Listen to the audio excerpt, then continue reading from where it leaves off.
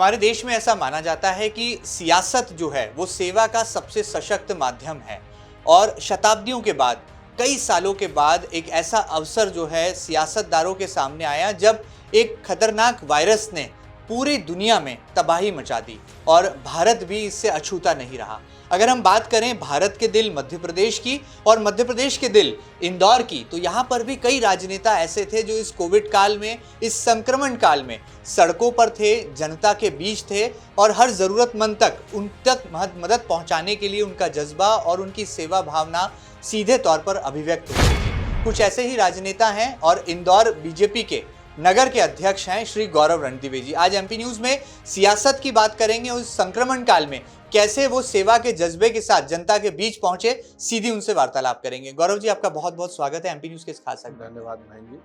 गौरव रणदिवे, ये एक ऐसा चेहरा है जो कि मध्य प्रदेश में न केवल युवा लहर के तौर पर जाना पहचाना जाता है, बल्कि अब तो संगठन और सत्ता के बीच में तालमेल की धुरी भी इस नाम को कहा जा रहा है। इंदौर में सबसे ज्यादा संक्रमण हुआ, रेड जोन के कई अस्पताल यहाँ पर भरे रहे और लगातार मरीजों तक मदद पहुँचाने के लिए सियासतदारों के आगे जरूरतमंद पहुंचे। कैसे इस कोविड काल को उन्होंने जिया है, किस हद तक मदद की है, कैसे लोगों तक सेवा पहुंचाई है, सीधी बात करते हैं। गौरव जी, ये वो घड़ी थी आपके जीवन की, कहा जाए आपके सियासत के करियर की, जिसमें ज़रूरतमंद आप तक पहुंचा, आपकी पार्टी के कार्यालय तक पहुंचा, बड़ी उम्मीद के साथ, बड़ी आशा के साथ। कैसे आप मदद कर पाए? क्या आपको लगा कि ईश्वर ने आपको वो मौका दिया है जो कि शताब्दियों के बाद किसी राजनेता को मिलता? देखिए, हमें पहले तो ये समझना होगा कि जब कोविड पहली बार आया था, जब हम सब ने कोविड नाम की बीमारी को सुना भी था और महसूस भी किया था। उस समय, आज से लगभग 1 साल पहले जी, उस समय हम लोग हमारे लिए कोविड-19 बीमारी नहीं थी। हम लोग सब पूरा देश लॉकडाउन हुआ। करने के लिए जो पार्टी अध्यक्ष के नाते, कार्यकर्ता के नाते हम लोगों के पास काम था, उस समय बहुत बड़ी संख्या में मजदूर माइग्रेट होके हमारे इंदौर से निकल रहे थे, मध्य प्रदेश से जा रहे। तो उस समय हमने उन लोगों को राशन देने का काम, भोजन देने का काम, यहाँ पे जो लोग थे उनके घर भोजन पहुंचाने का काम किया था। मगर ये जो लहर थी, ये जो सेकंड वेव जिसको हमने कहा, जिसको ये इसकी घातकता भी बहुत अधिक थी और इसका संक्रमण फैलने का दायरा भी बहुत ज़्यादा था जी। तो हम सब लोग कितना भी हमने इंफ्रास्ट्रक्चर डेवलप किया, चाहे पिछली बार हम जब हॉस्पिटल्स, हमारे यहाँ पे लगभग 2000 लोगों को हॉस्पिटलाइज करने की आईसीयू की व्यवस्था थी। इस बार हमने उसको बढ़ा के 10,000 तक किया। 10,000 तक हमने आईसीयू, एचडीयू बेड्स की हमारे यहाँ उपलब्धता थी जी। हजारों लोग, लगभग 15 से 17,000 लोग होम क्वारंटाइन थे। मगर इन सब व्यवस्थाओं के बाद भी कहीं ना कहीं लोगों को ऑक्सीजन को लेके, रेमडेसिविर इंजेक्शंस को लेके, बिल्कुल एक बेड को लेके, तो उस दौरान पूरे समय मैं खुद, मेरे सभी मंडल के कार्यकर्ता, हमारे सभी जनप्रतिनिधि, हम लोग लगातार लोगों को इस समय, जैसा आपने कहा कि 100 साल में ऐसी आपदा आती है मानव जीवन, और इस इंदौर ने हमें बहुत कुछ दिया, हम सबको, जनप्रतिनिधि के नाते, पार्टी के कार्यकर्ता के नाते। और ये हमारा समय था सेवा के माध्यम से। हमारे राष्ट्रीय अध्यक्ष जी ने भी इसको, इस समय संगठन के सभी काम को सेवा ही संगठन का नाम दिया। बिल्कुल ठीक बात है। तो ये हम लोगों की भी जवाबदारी थी कि हम लोग अपना ये जब लोगों को इस आपदा में, इस विपदा में हम क्या कर सकते हैं, हमने सबने प्रयत्न भी किया। इंदौर ने कलेक्टिवली सामूहिक प्रयास किया, और चाहे वो बेड दिलाने को लेके हो, चाहे वो इंजेक्शंस की अवेलेबिलिटी को हो, हमारे माननीय मुख्यमंत्री जी ने ऑक्सीजन को लेके जो काम किया, मतलब मेडिकल ऑक्सीजन की ऐसी चुनौती मुझे लगता है मानव जीवन में, भारत में और मध्य प्रदेश में, इंदौर में हमने पहली बार देखी। ऑक्सीजन पहले 7-8 टन इंदौर में लगा करती थी, वो बढ़ के 30 टन तक मेडिकल ऑक्सीजन, इतनी बड़ी मात्रा में मेडिकल ऑक्सीजन की डिमांड इससे पहले कभी भी नहीं देखी। तो खाली टैंकर्स को भेजना और उनको ट्रेन के माध्यम से लाना, तो वो जो ट्रांजिट पीरियड है उसको कम करना, ऐसे कई प्रयास, कई रातों तक हमारे मुख्यमंत्री जी, हमारे प्रदेश अध्यक्ष, हमारा पूरा संगठन अपने आप को झोंक के सभी लोगों ने, हमारा एडमिनिस्ट्रेशन, हमारा डॉक्टर स्टाफ, सबने, आप लोग, सभी पत्रकार बंधु भी, मैं लगातार देखते रहता था कि दिन रात आपने हर मामले में अपनी बात रखी। कलेक्टिवली प्रयास करके इस इंदौर को हम लोग आज इस स्टेग्नेशन में ला पाए कि हम आज जो है बात कर पा रहे हैं और आज बात कर पा रहे हैं, थोड़ा सा सामान्यता महसूस कर। बिल्कुल ठीक बात है। गौरव जी, हमने ये भी सुना है आपके बारे में कि जब कोविड काल चल रहा था, मरीज लगातार बढ़ रहे थे, संक्रमण का दायरा बढ़ रहा था, रेमडेसिविर इंजेक्शन की बहुत ज़्यादा मांग हो रही थी, अस्पतालों में एक तरह से कहा जा सकता है कि हाहाकार मचा हुआ था। उस दरमियान जो है बीजेपी का कार्यालय, इंदौर का जो दफ्तर है, कहा जा रहा था कि यदि कोई मरीज का परिजन है वो बीजेपी के दफ्तर तक पहुंच जाएगा तो खाली हाथ नहीं लौटेगा। उसे जिस उम्मीद के साथ वो पहुंचता था वो उम्मीद पूरी हो जाती थी। कैसे मैनेज करते थे सरकार के साथ, कैसे आप तालमेल बैठाते थे और मरीज के परिजनों तक कैसे वो ज़रूरतमंद या कहा जाए वो प्राणवायु इंजेक्शन, रेमडेसिविर इंजेक्शन जो है आप उसे मुहैया करा पाते? देखिए, ऐसा था कि हम लोगों ने पूरे जितने हॉस्पिटल्स हैं उसको एक तो 3 कैटेगरी में बांटा था, ABC। फिर उसको हमने हमारे कार्यालय में विधानसभा वार उसको बांट लिया था कि विधानसभा 1 में कितने हॉस्पिटल्स आते हैं, 2 में कितने आते हैं, 3 में। वहाँ का कोई भी मरीज हमसे संपर्क करता था तो हम उसकी थोड़ा सा मेडिकली कंडीशन देख के फिर हम लोग लगातार डॉक्टरों से बात करके और अन्य लोगों से बात करके कैसे हम उन तक दवाई मुहैया कराने के लिए हॉस्पिटल्स में बात करके उनको बेड की उपलब्धता, तो ऐसे लगातार लगे रहे और कहीं ना कहीं सब लोगों ने प्रयास किया तो उसमें ईश्वर ने हमको सफलता भी दी कि हम लोग जितने परेशान लोग थे उनकी मदद कर। बिल्कुल ठीक बात है। गौरव जी, मुझे याद है कि जब आपको नगर अध्यक्ष का दायित्व सौंपा गया तब भी ये कोरोना की चुनौती आपके सामने थी और कुर्सी संभालते ही जो अगर पहली चुनौती या पहला जो संकट था वो ये था, आपने उसको भी पार किया। फिर हम लॉकडाउन ज़िंदगी में चले गए, फिर अनलॉक हुए। इस बीच में कहा गया कि व्यापारी नाराज़ हैं पार्टी से, कहा गया कि उपचुनाव में इसका खामियाजा भुगतना पड़ेगा पार्टी को, लेकिन ऐसा कुछ हुआ नहीं। फिर दोबारा लॉकडाउन ज़िंदगी हुई। कैसे अपने इस पूरे कार्यकाल को देखते हैं, कैसे जिया आपने? क्योंकि जब भी कोई राजनेता अध्यक्ष बनता है तो कहा जाता है कि ढोल ढमाकों के साथ उसका स्वागत होगा, बड़े बड़े होर्डिंग बैनर पोस्टर लगेंगे, लेकिन आपके कार्यकाल में उल्टा हुआ। आपके सामने चुनौतियाँ पर चुनौतियाँ आती गई और आप उसे पार करते चले गए। देखिए भाई, मतलब मैंने ऐसा कहा कि जब मुझे जवाबदारी मिली उसी समय कोविड अपना एक बड़ा रूप हम सबके लिए पसार रहा था। चुनौती थी कि कोविड-19 आखिर बीमारी क्या है, इसका फैलने का तरीका कैसा है, जागरूकता कम थी लोगों, कितने लोगों को संक्रमित करती है हम लोग। मगर उस दौरान भारतीय जनता पार्टी के कार्यकर्ता होने के नाते हम लोगों ने लगातार लोगों के बीच में रह के जो सेवा हम कर सकते थे, उस समय भोजन पहुंचाना, उस समय उन्हें और दूसरी सुविधाएं उपलब्ध कराना। जो प्रवासी मजदूर हमारे इंदौर से निकले हैं, उन प्रवासी मजदूरों को आपने देखा होगा, चप्पलें आपने जो है बाईपास तक इतिहास रचा। चप्पल हो, जूते हो, दवाई हो, फल हो, बिल्कुल इंदौर ने इतिहास। बिल्कुल ठीक बात है। तो मुझे लगता है मेरे राजनीतिक जीवन में भी बहुत कुछ सीखने जैसा था इस दौरान। आज तक मैं चाहे, और जैसा आपने कहा व्यापारी, तो इंदौर के व्यापारियों ने भी बहुत सहयोग किया, इंदौर की जनता ने भी बहुत सहयोग किया। इंदौर को कैसे सब लोग मिलके सामूहिकता से हम लोग इंदौर को सुरक्षित रख सकें, इस दिशा में हम सब ने कलेक्टिव एफर्ट्स किए और आज हम उसमें कहीं ना कहीं, एक ऐसा तो नहीं कह सकते, मगर आज हम कहीं ना कहीं सुखद बेहतर स्थिति में हैं कल से। जी गौरव जी, पिछले दिनों हमने देखा कि आप अपने हाथ में लाउड स्पीकर लेकर निकल पड़े हैं और सड़कों पर जा रहे हैं, व्यापारियों के बीच जा रहे हैं, दुकानदारों से सोशल डिस्टेंसिंग का पालन करने की अपील कर रहे हैं। ये कौन सा स्टाइल है? या ये संगठन ने आपको आदेशित किया या ये आपने खुद ही इजाद किया ये तरीका और आप खुद जो है बाजार निकल पड़े और लाउड स्पीकर से अनाउंसमेंट कर रहे हैं? देखिए, ये जो सेवा ही संगठन का हमारा जो नारा है, जी, तो सिर्फ अनलॉक हो जाए, दुकानें खुल जाएं, दुकानों में व्यापार चालू हो जाए, ये तो हमारी प्राथमिकता थी। माननीय मुख्यमंत्री, माननीय प्रदेश अध्यक्ष जी, आपने देखा होगा कुछ समय पहले माननीय मुख्यमंत्री जी खुद निकले थे। जी, माननीय प्रदेश अध्यक्ष जी निकले थे, उन्होंने कहीं मास्क पहना है, कहीं पे सोशल डिस्टेंसिंग का।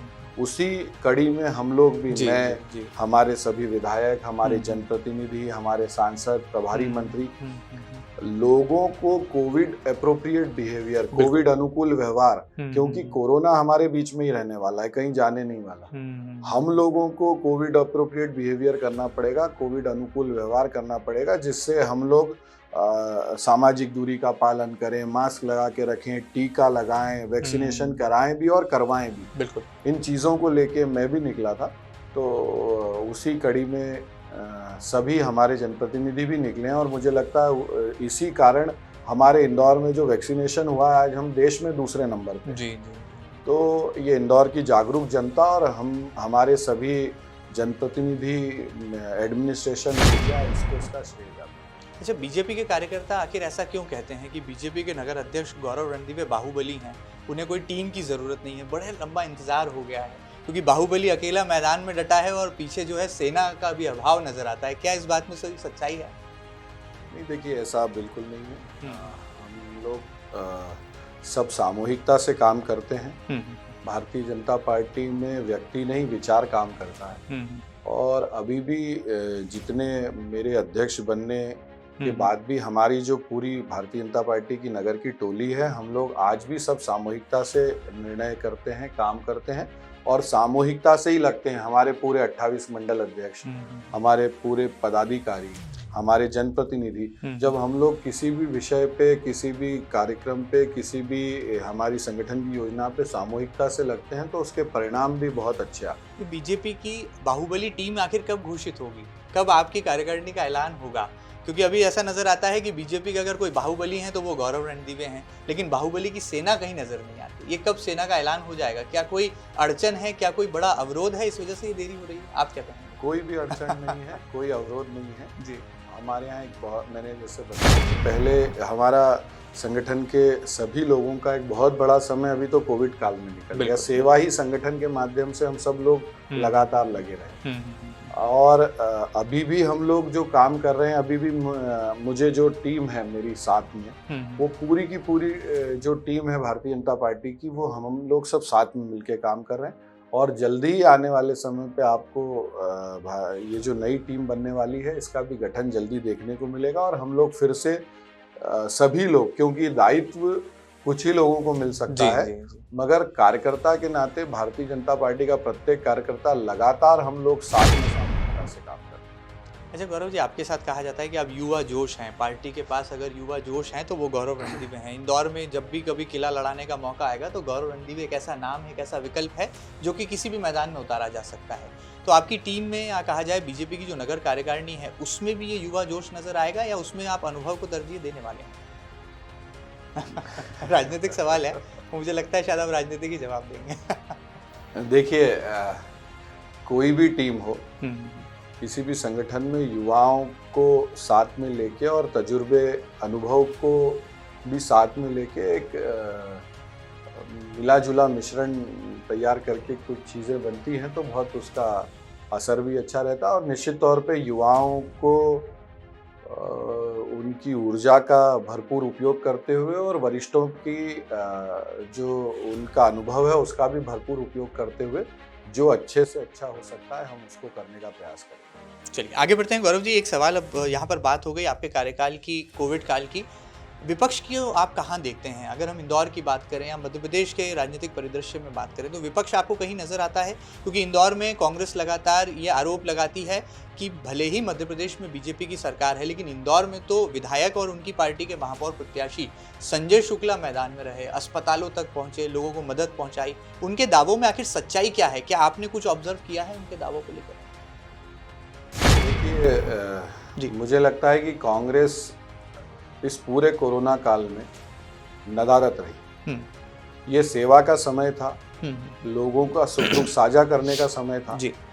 लोगों के लिए कुछ जो चाहे जो भी जनप्रतिनिधि रहे हों, वो किसी भी दल के रहे हों, दलगत राजनीति से उठ के लोगों के लिए सेवा करते हुए उनके सुख दुख में खड़े रहने का समय था। कांग्रेस इस समय भी घटिया राजनीति करने में अपना समय उसने पूरा गवा दिया और लोग जानते हैं कि कांग्रेस ने क्या किया।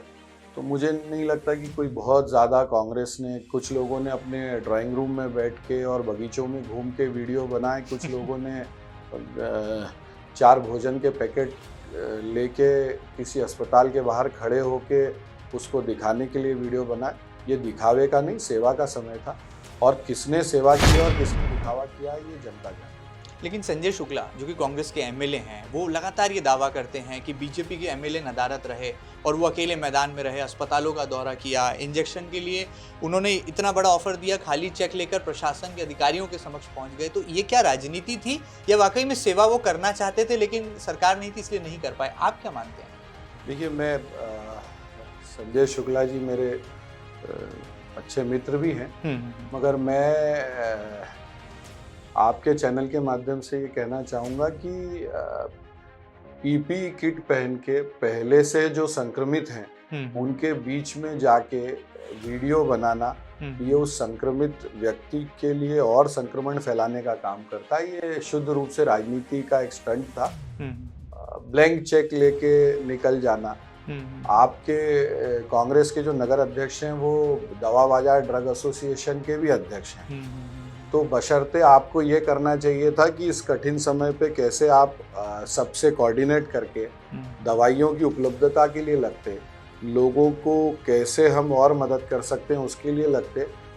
ऐसे समय मुझे लगता है कि इस तरह की राजनीति करके, और लोगों ने ये महसूस किया जब वो परेशान थे, जब उन्हें ज़रूरत थी, उस ज़रूरत को पूरा करने की बजाय जिन लोगों ने भी राजनीति की है, मैं किसी का नाम नहीं लूँगा, उन सबको लोगों ने महसूस किया। और जिन लोगों ने भी लोगों के सुख दुख में खड़े रह के हमारा काम किया है, सेवा की है, उसको भी लोगों ने महसूस किया। तो जनता राजनीति में, सामाजिक जीवन में जनता जनार्दन होती है, जनता ही सब कुछ होती है। उसे पता है कि किसने काम किया है और किसने ढोंग किया है। मुझे इससे ज़्यादा कुछ नहीं। गौरव जी, आपके बारे में ये भी कहा जाता है कि लगातार जो आपकी सक्रियता है वो एक राऊ विधानसभा क्षेत्र में बहुत देखी जा रही है। बड़े स्तर पर कई बैठकों का जब भी आयोजन होता है तो गौरव रणदीवे वहाँ मौजूद होते हैं। जब वैक्सीनेशन में इंदौर को नंबर 1 बनाने की शुरुआत होती है तो उसकी पहल भी राऊ विधानसभा में सबसे पहले होती है। आखिर क्या वजह है, ये राऊ में आपका दिल इतना क्यों धड़कता है? इसके पीछे कोई राज की बात है क्या? नहीं, देखिए, मेरा दिल तो पूरे इंदौर नगर की भारतीय जनता पार्टी के कार्यकर्ता के नाते धड़कता है। बिल्कुल। अब ये आप लोगों का देखने का एक नज़रिया हो सकता है, पर ऐसा नहीं है। हमारे यहाँ पूरे 28 मंडलों में, सभी विधानसभाओं में वैक्सीनेशन को लेके हमने जोर दिया है। हमारे यहाँ पे हमारे प्रत्येक कार्यकर्ता ने वैक्सीनेशन सेंटर पे ज़्यादा से ज़्यादा वैक्सीनेशन हो सके, चाहे वो 18 प्लस के हों, चाहे वो 45 प्लस के हों, हम लोग लगातार उसमें लगे हुए हैं। तो ऐसा कहीं भी नहीं है कि कहीं धड़कता और कहीं नहीं धड़कता। सब दूर कार्यकर्ता होने के नाते धड़कता है कि कहीं भी जहां हम कार्यकर्ता के नाते, पार्टी के पदाधिकारी के नाते काम कर सकते हैं, हम लोग सब सामूहिकता से उसको पूरा करते हैं। मीडिया जब भी सवाल करता है, जीतू पटवारी के बयान पर जब भी प्रतिक्रिया की बारी आती है तो गौरव रणदीवे नंबर 1 होते हैं, अव्वल होते हैं उनकी प्रतिक्रिया पर कटाक्ष करने के लिए। आखिर क्यों इतना गुस्सा आता है जीतू पटवारी का नाम सुनते ही गौरव रणदीवे? नहीं, ऐसा नहीं, गुस्सा बिल्कुल नहीं आता।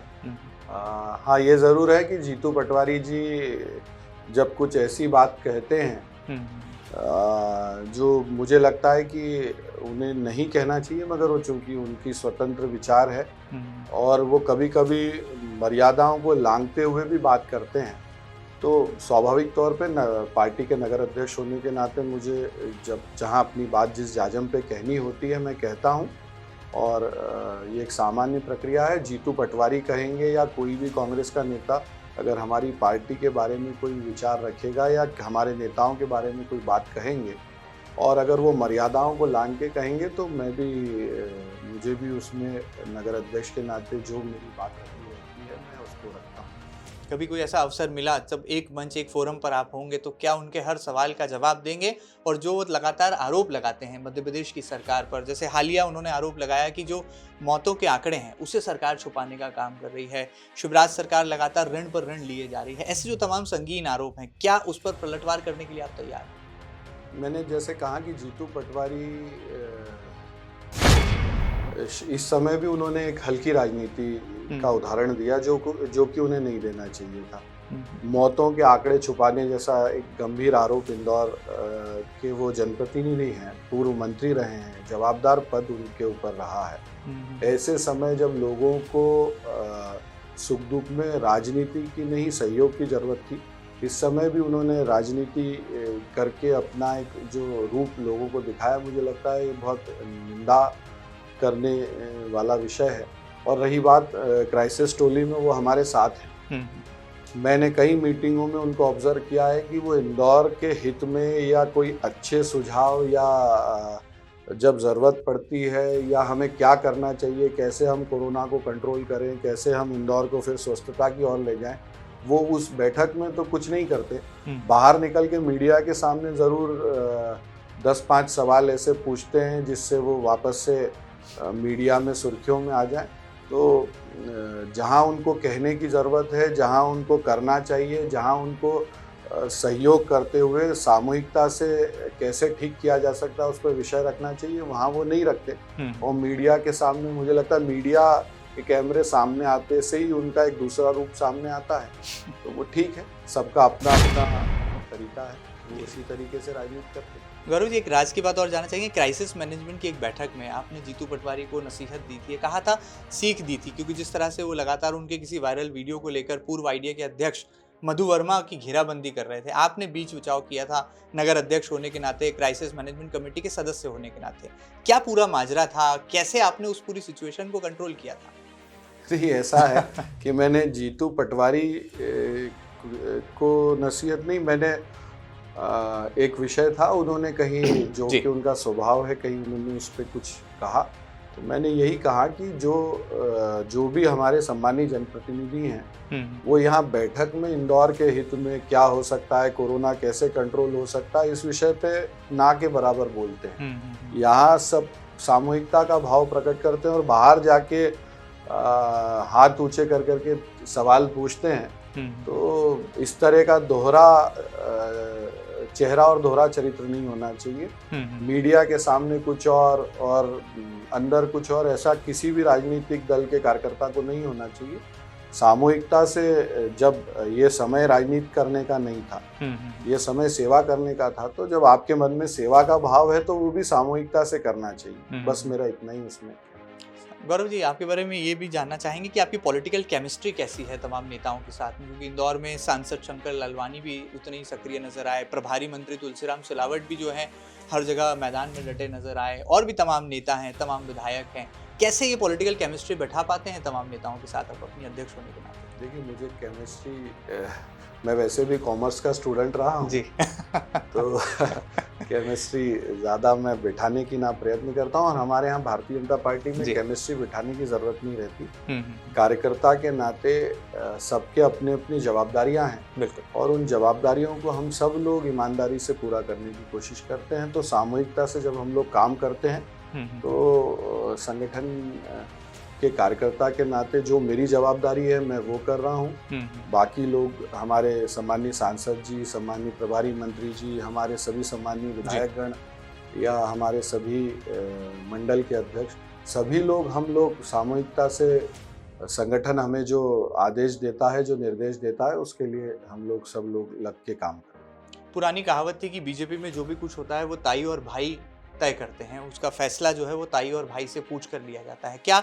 वर्तमान दौर की बीजेपी में भी ऐसा ही कुछ होता है, या अब बात जो है बदल चुकी है, अब संगठन जो है यहाँ पर पूरी तरह से कमान अपने हाथों में लिए हुए है? आपको क्या लगता है? देखिए, हमारे यहाँ जैसा मैंने कहा कि चाहे हमारे राष्ट्रीय महासचिव सम्मानीय कैलाश जी हों या हमारी पूर्व लोकसभा अध्यक्ष सम्मानीय ताई जी हों, हमारे सभी वरिष्ठ सभी को सामूहिकता से साथ में लेके सभी लोगों के विचारों को साझा करके फिर सामूहिकता से हमारे यहाँ संगठन में निर्णय होता है। ये आप लोगों को देखने में ऐसा लगता होगा, मगर भारतीय जनता पार्टी में जब भी निर्णय होता है सभी के विचार जान के सभी को सामूहिकता से साथ में लेके होता है। तो पहले भी ऐसा ही होता था और अब भी ऐसा ही हो रहा है, हमारे यहाँ कुछ बदलाव नहीं है। चलिए गौरव जी, आगे बढ़ते हैं। उपचुनाव में तो जो है आपने पार्टी को बड़ी जीत दिला दी, और जो सांवेर एक बड़ी चुनौती थी पार्टी के सामने, खासतौर पर सरकार की प्रतिष्ठा भी दांव पर लगी थी, वहाँ तो कमल खिल गया। अब नगर निगम चुनाव ऐसा लगता है कि इस साल के अंत तक होना संभावित माने जा रहे हैं। क्या उसके लिए तैयार हैं? क्योंकि 85 वार्डों में तमाम चेहरे तय करना और नगर निगम चुनाव की चुनौती को पार करना, और इस कोविड काल के बाद, सियासत काल की बात जब जनता के बीच में जाएगी, तो क्या कुछ आपको नजर आते हैं समीकरण? देखिए, निश्चित तौर पे हम उपचुनाव में भी भारतीय जनता पार्टी के किए हुए कामों को लेके, कांग्रेस के जो 16-17 महीने की सरकार थी उसके फेलियर को लेके हम गए थे, और जनता ने हमें बहुत बड़ा मैंडेट दिया। जी। आपने देखा होगा कि इस उपचुनाव में हमारे भारतीय जनता पार्टी के कार्यकर्ताओं का परिश्रम और कांग्रेस के नेताओं का अभिमान, ये दोनों देखने को मिला। कुछ कांग्रेस के नेताओं ने तो यहाँ तक कहा था कि ऐसा नहीं होगा तो मैं अपना नाम बदल दूंगा। अब पता नहीं उनका नाम अभी उन्होंने क्या रखा हुआ है, आप भी जानते हैं जी। कईयों ने अलग अलग बातें की, मगर भारतीय जनता पार्टी के कार्यकर्ताओं ने हमारे तुलसी सिलावट जी भारतीय जनता पार्टी के जो प्रत्याशी थे उनको जिताने के लिए अपने प्रण प्राण से काम किया और उसका नतीजा जनता ने भी हमें बहुत बड़ा आशीर्वाद दिया। आने वाले आगामी पार्षद चुनाव में भी इंदौर की सम्मानीय महापौर मालिनी जी, हमारी सभी MIC सदस्य और इंदौर के सभी जनप्रतिनिधियों ने जितना काम किया, ये आज इंदौर का जो आप स्वरूप देख रहे हैं ये एक ट्रांसफॉर्म्ड इंदौर है। हम लोग स्वच्छता में लगातार 4 बार नंबर 1 आए हैं। हम लोगों ने पूरे देश में कीर्तिमान रचा है। हमारे यहाँ पे आप देखेंगे तो इंदौर के नालों का जो एक स्वरूप था, जब पहले नदियाँ हुआ करती थी, उनको नदियों को पुनर्जीवित करने का काम, स्वच्छ करने का काम, छोटे छोटे इंफ्रास्ट्रक्चर डेवलप करने का काम, इंदौर में जितना काम हुआ है उस काम के आधार पे हम लोग लोगों के बीच में जाने वाले हैं। और निश्चित तौर पे इंदौर की जनता ने पहले भी भारतीय जनता पार्टी के सभी हमारे जनप्रतिनिधियों को भरपूर आशीर्वाद दिया, आने वाले समय पे भी उनका आशीर्वाद हमारे साथ है।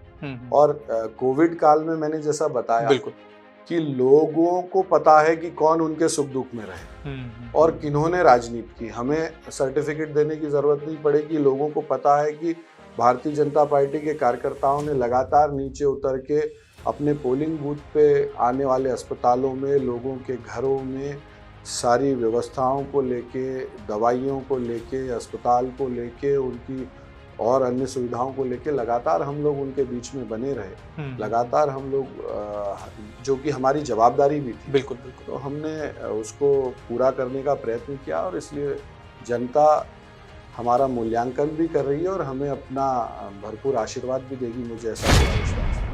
यदि कोई चेहरा नहीं मिला और पार्टी ने किसी युवा को आगे किया तो क्या गौरव रणदीवे भी एक विकल्प हो सकते हैं? क्योंकि कांग्रेस ने तो बाजी मार ली थी महापौर प्रत्याशी का ऐलान करके, लेकिन बीजेपी थोड़ा पीछे रह गई थी कैंडिडेट के। तो क्या आप भी महापौर के कैंडिडेट माने जा सकते हैं? भारतीय जनता पार्टी का प्रत्येक कार्यकर्ता सिंबल के लिए काम करता है। हम लोग व्यक्ति के लिए काम करने वाला दल नहीं। जिसको भारतीय जनता पार्टी का हमारा शीर्ष नेतृत्व चुनेगा, हम सब कार्यकर्ता उसके लिए पूरे प्राण से जुट के उसको जिताने में लगेंगे। हमारा तो जो कैंडिडेट है वो कमल निशान है, बिल्कुल, तो हम सब उसके लिए लगेंगे और हम सब लोग सामूहिकता से जो मैं एक और बात इसमें जोड़ना चाहता हूँ कि जो पिछली बार का जो रिकॉर्ड था उससे ज़्यादा मतों से भारतीय जनता पार्टी का प्रत्याशी आएगा, ये भी मैं आपके चैनल। चलिए, बड़ी बात है, सियासतदार हैं तो बड़े सूझबूझ के साथ जो है जवाब दे रहे हैं और सीधे तौर पर कहा जाए तो जनता के दिल और मन दोनों को छूने की भरसक कोशिशें कर रहे हैं। गौरव जी, बहुत सारा समय दिया। जाते जाते इन दिनों ऐसा भी देखने में आया कि जिन घरों में दुख की घड़ी आई, गम के बादल बरसे, जहां पर कई जो है मौतें हुई, कोरोना संक्रमण की वजह से हुई हों या अन्य किसी वजह से हुई, इस कोविड काल में आप उनके घरों तक पहुंच रहे हैं, शोक संवेदनाएं व्यक्त कर रहे हैं। ये ख्याल कैसे आपके दिल में आया और कैसे आप लोगों के घर तक जा रहे हैं और उन्हें जो है ढांढस बता रहे हैं इस दुख की घड़ी में भी अगर कोई खड़ा है उनके साथ तो आप? देखिए, इस कोविड काल में हमने हम सब ने बहुत कठिन समय देखा। जी जी। तो अब जब ये कोविड थम गया है तो ऐसे कई परिवार, हमारे भारतीय जनता पार्टी के कई ऐसे परिवार हैं जिन्होंने अपने परिवारजनों को खोया है। कई कार्यकर्ता हमारे ऐसे हैं जो लगातार कोविड में नीचे सेवा ही संगठन के माध्यम से काम करते करते संक्रमित हुए और परिवारजनों को खोया। ऐसे सब परिवारों में मैं जाके उनके बीच में पार्टी कार्यकर्ता के नाते मेरी ये जवाबदारी भी बनती है कि मैं उनकी देखरेख भी करूं और उनसे उनके हालचाल भी जानूं।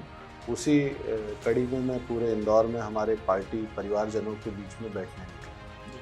चलिए, बहुत बहुत शुक्रिया गौरव जी, बहुत सारा समय दिया और उम्मीद करते हैं कि ये जो लाउड स्पीकर लेकर आप बाज़ारों में निकल रहे हैं, इसका असर भी जो है जनता पर देखने को मिलेगा, व्यापारियों में देखने को मिलेगा, क्योंकि अनलॉक हो चुका है और कहा यह भी जा रहा है कि कोरोना की कहीं तीसरी लहर ना आ जाए, इसलिए हमें सचेत रहना है। तो आपकी जो जागरूकता है ये इंदौर को भी जागरूक बनाएगी और वैक्सीनेशन में जैसे कि सरकार की मंशा है, आपके संगठन की नीति है कि नंबर 1 बनाना है हमारे इंदौर शहर को, जो कि देश का सबसे स्वच्छ शहर है, वो आने वाले कल में सबसे स्वस्थ शहर भी बन जाए, ये सपना भी हमारा साकार हो जाए। और गौरव रणदीवे जो कि लगातार जागरूकता फैलाने का काम कर रहे हैं, वो जागरूकता सही मायनों में जनता आत्मसात भी कर पाए, यही कोशिशें तमाम संगठन भी कर रहे हैं और यही कोशिशें देश का चौथा स्तंभ भी कर रहा है। गौरव जी बहुत बहुत शुक्रिया अदा करेंगे, बहुत सारा समय दिया। एमपी न्यूज़ पर कहीं मत जाइएगा, लगातार बने रहिएगा। यहाँ पर हमने बात की सियासत की गौरव रणदीवे जी के साथ और कोशिश की जानने समझने की कि जो तमाम सियासी समीकरण हैं वो आखिर सही मायनों में कैसे बनते बिगड़ते हैं और इस कोविड काल में कैसे सियासतदार अपने घरों से निकले,